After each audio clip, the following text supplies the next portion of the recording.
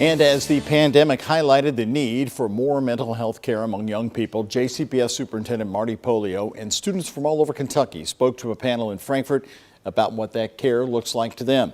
In 2018, the CDC reported 1 in 5 children had a mental health disorder of some kind. And during the past 2 years, the number of diagnosed children increased by 21%. This might not be surprising to you. The pandemic affected almost everyone's mental health in some way. It made people unmotivated and stressed and anxious. But those students who live in poverty reported even higher rates. 46% of students reporting feeling depressed.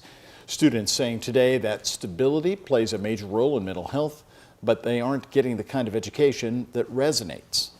I think I speak for a lot of students when I say our suicide prevention lessons or materials often seem very static and like they're just done because they're required. And that can be very dehumanizing to feel like, this is such an important topic and we only have 30 minutes, like one day a year, and that's all that's given to it. It feels very meaningless sometimes.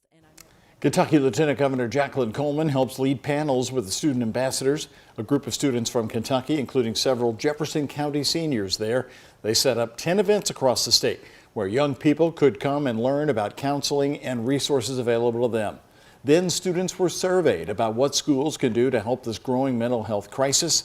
The ambassadors presented their findings to lawmakers today. The underlying message was simple: students feel maxed out and overwhelmed. They wanted more flexibility in regards to their assignments and homework after school. And they wanted spaces in school for students to decompress if necessary. They wanted access to mental health days, which we saw this a lot. They wanted mental health to be an excused absence, but not only for students, but also for faculty and staff within schools. The student ambassadors came up with these recommendations for lawmakers. Number 1, provide comprehensive suicide prevention in schools, including trained counselors available for students on campus. 2, allow excused mental health days. 3, expand mental health treatment and resources inside the schools. 4, that includes education about what mental health is and the signs that kids can look for in their peers.